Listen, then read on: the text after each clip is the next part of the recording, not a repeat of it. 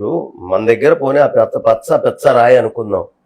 విదేశాల వాడు ఇక్కడ 20 కోట్ల దాన్ని 500 కోట్లు పెట్టి కొనుక్కోవడానికి వాడికి పిచ్చి లేదుగా. దాని యొక్క గొప్పతనం వాళ్ళు ఎంతో రీసెర్చ్ చేస్తేనే కదా వాడు తీసుకున్నాక దాన్ని మళ్ళీ అమ్ముకోవడం, మిగతా వ్యవహారాలు చాలా చేయాల్సి ఉంటుంది కదా. దానివల్ల ప్రయోజనాలు ఉన్నాయి అని మన వాళ్ళు పూర్వీకులు చేసినటువంటి పనులు, ఈ ప్రయోజనాలన్నీ గుర్తించి ఏదైతే వాళ్ళు దాచిపెట్టారో ఇవి వాళ్ళు తీసుకొని వెళ్తున్నారు. కారణం దాని గొప్పతనం, దాని మీద రీసెర్చ్, దాని వ్యవహారం అంతా చేశారు. అంటే మన పూర్వపు జ్ఞానాన్ని ఇక్కడ ఉండి మనం తగలేసుకుంటూ ఉంటే విదేశాలలో ఉండేటటువంటి వాళ్ళు రీసెర్చ్లు చేసి దాని మీద ఇంకా ఏమి ప్రయోజనాలు ఉంటాయి అనేటటువంటి అంశాలన్నీ తీసుకొని ఈ వస్తువులను అక్కడికి తీసుకుంటున్నారు. కాబట్టి డబ్బు అనేటటువంటిదే కదా. అన్ని గుణాలు దేన్ని ఆశ్రయించి ఉంటాయి? కాంచనం ఆశ్రయించి. మాతాపుత్ర విరోధాయ హిరణ్యాయ నమో నమః. తల్లికి కొడుకుకి కూడా గొడవ పెట్టగలిగినటువంటిది డబ్బు, బంగారం ఇవన్నీ. కాబట్టి డబ్బు కావాలి.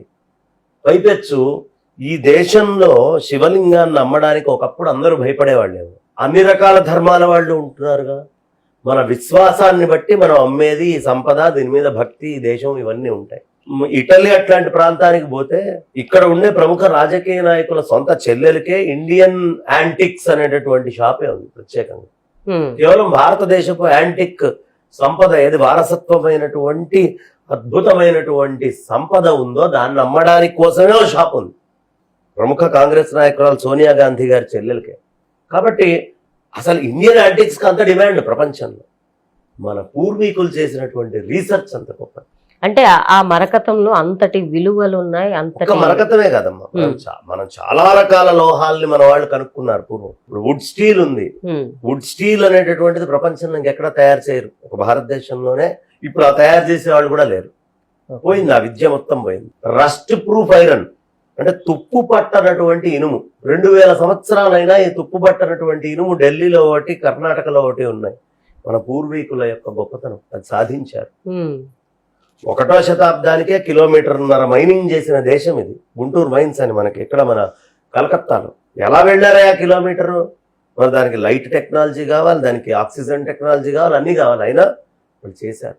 అంటే మన పూర్వీకులకి ఈ వస్తువుల మీద ఉన్నటువంటి విజ్ఞానం చాలా అపరిమితమైనటువంటిది, విశేషమైనటువంటిది. అది మనం కోల్పోతున్నాం.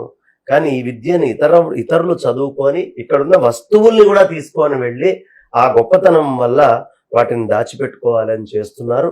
ఇక్కడ ఉండేటటువంటి వాళ్ళు డబ్బు కోసం స్మగ్లింగ్లో అవి చేసి తీసుకొని వెళ్ళి అమ్ముతున్నారు. ఎప్పుడో కొన్ని పట్టుకున్నప్పుడు ఇట్లాంటి వాళ్ళు దొరుకుతున్నారు. అలా దొరుకుతున్నారు కాబట్టి పట్టుకుంటున్నారని కాస్తైనా తెలుస్తోంది. పోతున్నవెన్నో ఎవరికి తెలియదు. విదేశీ మ్యూజియంలన్నిట్లోనూ సాధ్యమైనంత మటుకు భారతీయ సనాతన ధర్మానికి సంబంధించినటువంటి యాంటిక్ పీసెసే మనకు ఎక్కువ దొరుకుతాయి. ఈ కల్చర్ అంత గొప్పది, అంత సనాతనమైనది, అంత పురాతనమైనటువంటి ధర్మం, అంత విలువైనది కూడా. కాబట్టి ఇక్కడి నుంచి స్మగ్లింగ్లు ఇవన్నీ జరుగుతున్నాయమ్మా. ఇప్పుడు ఇది మొదటిసారి కాదు. ఇలా అనేకమైన ప్రముఖమైన క్షేత్రాల్లో ఎంచిపోయిన వస్తువులు ఎన్ని, విగ్రహాలు ఎన్ని పోయినాయి, ఎన్ని దొరుకుతున్నాయి, ఎన్ని. పాపం మోడీ గారు అక్కడి నుంచి ఇక్కడ కాశీకి సంబంధించిన అన్నపూర్ణ అమ్మవారి విగ్రహం కూడా తీసుకొస్తూ 70 విగ్రహాలు విదేశాల నుంచి లోపల దేశానికి తెస్తున్నారు. కాబట్టి మన దగ్గర చాలా సంపద ఉంది, అంతా పోగొట్టుకుంటున్నాం. అందుకనే ఈ మరకత శివలింగానికి ఉన్నటువంటి గొప్పతనం మనం మర్చిపోతున్నాం. విదేశాల వాళ్ళు తెలుసుకుంటున్నారు, వాళ్ళు తెప్పించుకుంటున్నారు. మనం కూడా మళ్ళీ మన వారసత్వ సంపదని, దీని గొప్పతనాన్ని రీసెర్చ్లు చేసి తెలుసుకొని ఇక్కడ ఉన్న సంపదని ఇక్కడ కాపాడుకోవడం అనే పని చేయాల్సిన అవసరం చాలా ఉంది. అంటే ఈ మరకతంతో శివలింగంతో కాకుండా ఇంకా ఇతర దేవతా విగ్రహాలను కూడా తయారు చేశారు. మరకత పచ్చ ఆంజనేయ స్వామి ఉంటాడు.